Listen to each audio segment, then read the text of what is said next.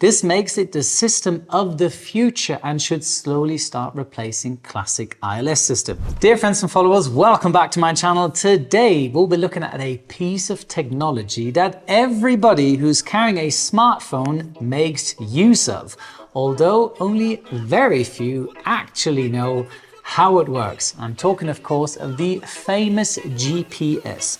Whether you're finding your way through traffic, tracking a package, or landing a plane, GPS plays a vital role.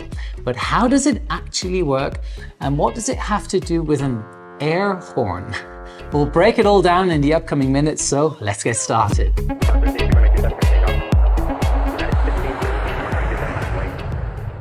First, a little history. On September the 1st, 1983, a tragedy involving Korean Airlines Flight 007 changed the course of navigation forever.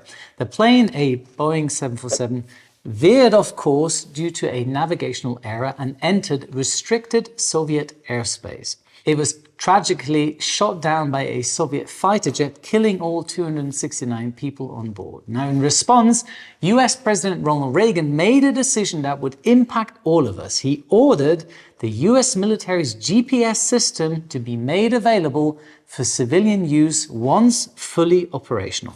Fast forward to 1995, and GPS was officially open to the public. Today, GPS is just one of 4 major global navigation satellite systems, or GNSS.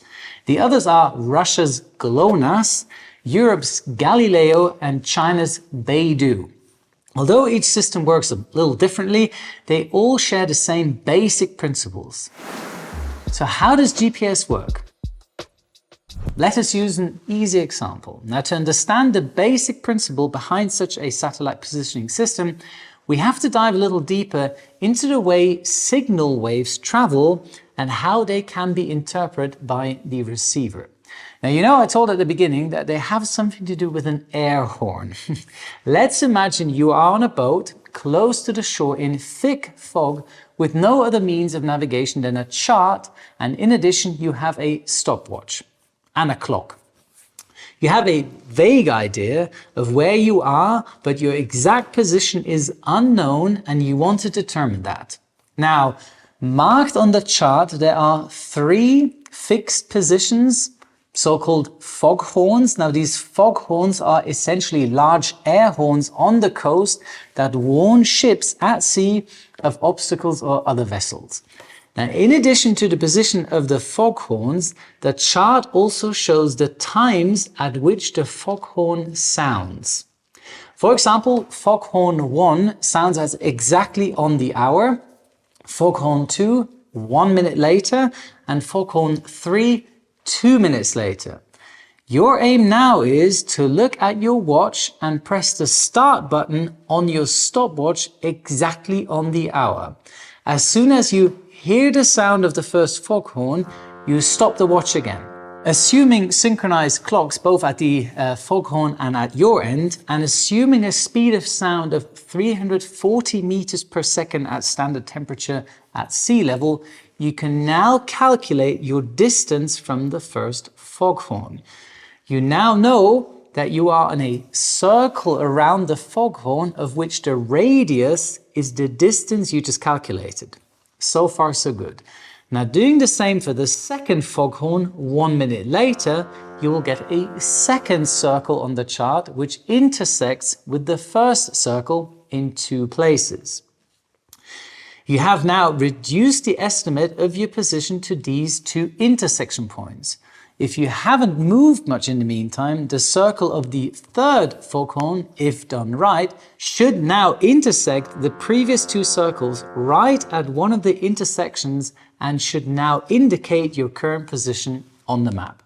GPS is similar, but without sound.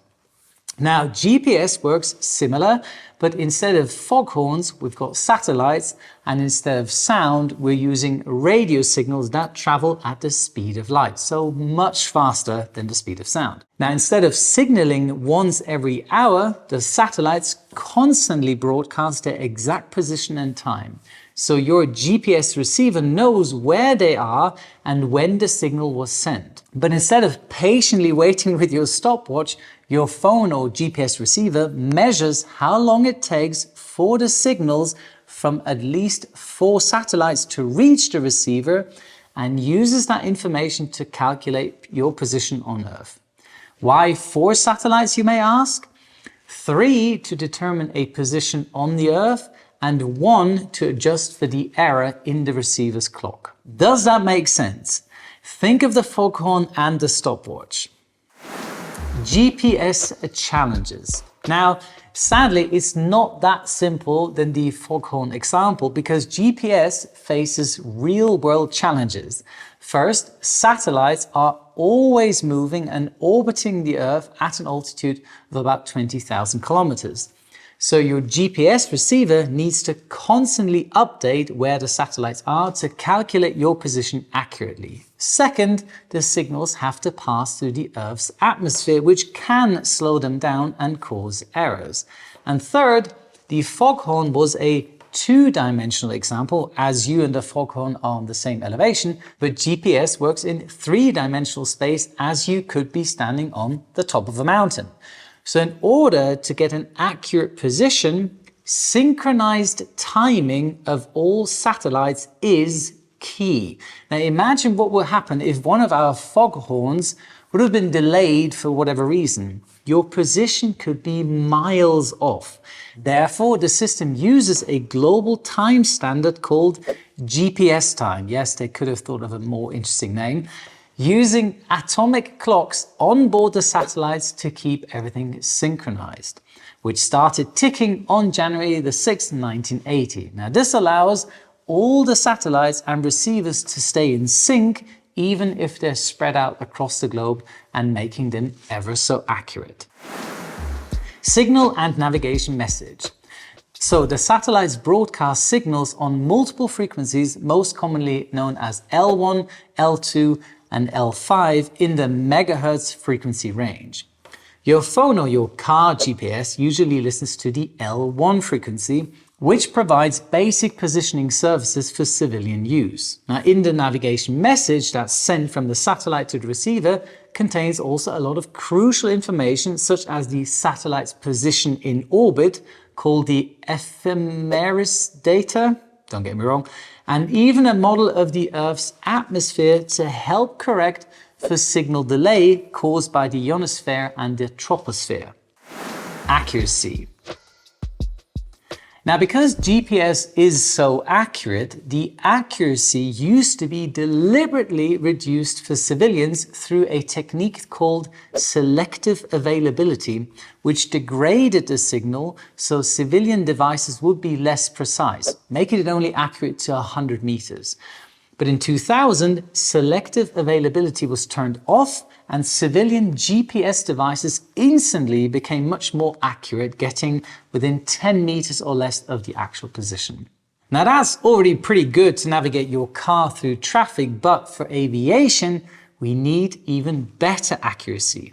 And that's where SBAS and GBAS come into play. Let's start with SBAS, or Space-Based Augmentation System. SBAS improves GPS accuracy by using additional satellites and ground stations to broadcast correction data. Think of it like having a friend double-checking your calculations while you're working on a math problem.